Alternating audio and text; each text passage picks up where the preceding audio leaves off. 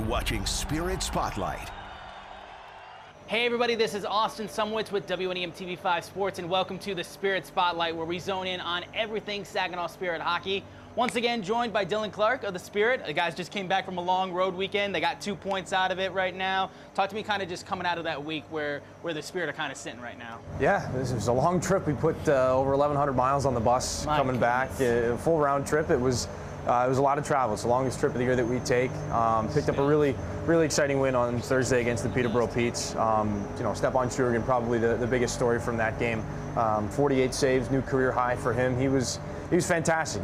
He's kind of found a new gear here as of late for the Spirit. He smashed his previous career high that he set in the game before that. So he's finding a groove here, and it's a good time for it. This team's 7-6 since the holiday break, and slowly but surely moving the way back up. We're in 7th now after being in 8th for the last little while. So I think that's probably the biggest positive to take out of the weekend was his performance in net against Peterborough. I mean, talk to me about just like when you get to call his game, call him like in front of the net and everything like that. We've talked about just the circus saves it feels like this guy makes, and just like how have you just seen him just find his role here like game after game, because it just seems like it's been so fun to watch, and he's been one of the huge highlights of this team. Yeah, well, yeah, and especially after it was a little bit of a difficult start for him at the start of the year, and again, just with that, his numbers might not reflect kind of he's a top 5 goaltender in this league, and you see that more and more as we watch him play. Just got named NHL Central Scouting's midterm report, 17th goaltender in North America right now.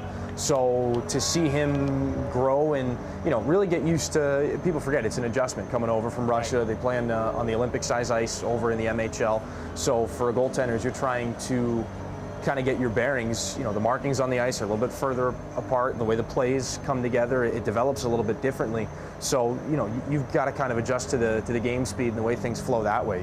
He's found his comfort here, and it's really allowed him to showcase his talents, and coupled with the fact that he's 6'5". I mean, he's got the frame and the athleticism to really do a solid job of work night in and night out. I mean, nobody's played more minutes or made more saves in the OHL than Stepan Shurigan has. So he's the busiest guy in the blue paint in the OHL, and I know that guys have that extra sense of confidence back there that sometimes whenever things do break down, he's going to be there to bail them out more often than not. And like you said, the Spirit currently sitting in 7th place. They were in 6th for a moment, and they're kind of just bouncing around in that area as they try to chase after that 6th seed. Kind of like, what kind of fight have you seen out of them just trying to make sure they continue to maintain that goal of getting that playoff seeding? Yeah, it's, that's kind of the line that's been drawn in the sand, so to speak, from Chris Lazary, is that, when this team was in 8th at the break, it hadn't been playing its best hockey, but the mark was, let's get into 6th place and then see what we can do in the playoffs from there. So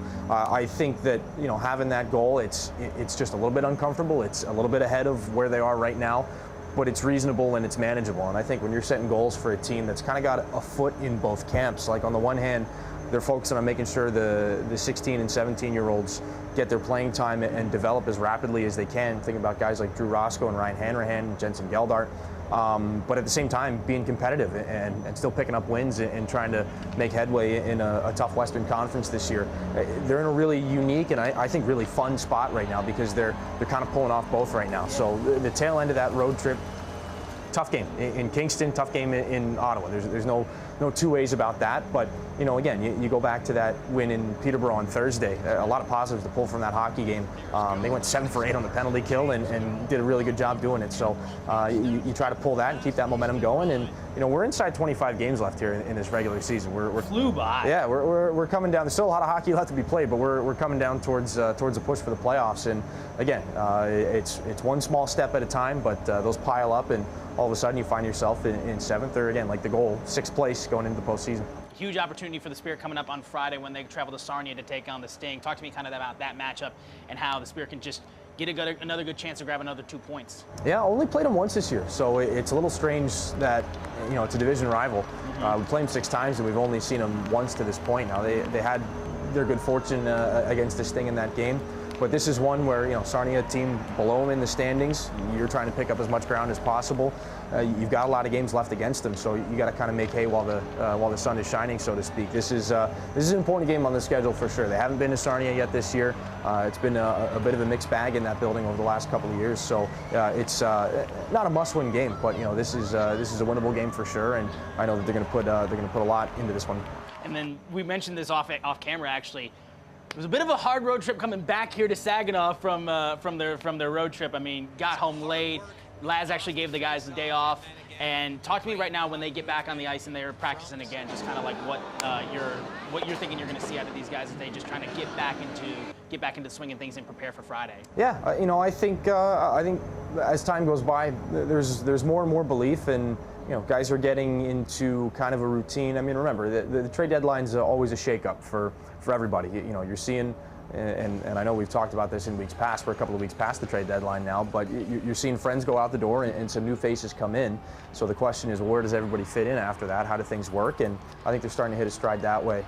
Again, Jacob Kluche and Carson Harmer, they're point-per-game players here coming out of the holiday break, and that's what this hockey team needs to wind up in a good playoff spot. So those guys are finding their way. The young guys are kind of putting the pieces together. Again, they've gotten real strong goaltending here over the last little while, and they've got one of the best, probably the best first line in the OHL in Nikita Klepov, Igor Barabanov, and Dima Zhilkin. So there's a lot of potential here for a good weekend against Sarnia and Barrie. No doubt about it. And like you mentioned, Barrie, Saturday. It's been a while since Spirits fans have been able to come to the Dow Events Center to see their team in action, but they get the chance Saturday as the Spirit host Barrie. What can fans kind of expect for that game, and especially the team expect with the matchup against the Colts? Well, I think it's, there's that feeling when you come home from any kind of long road trip. You walk in the front door and you just kind of go, oh, I'm home.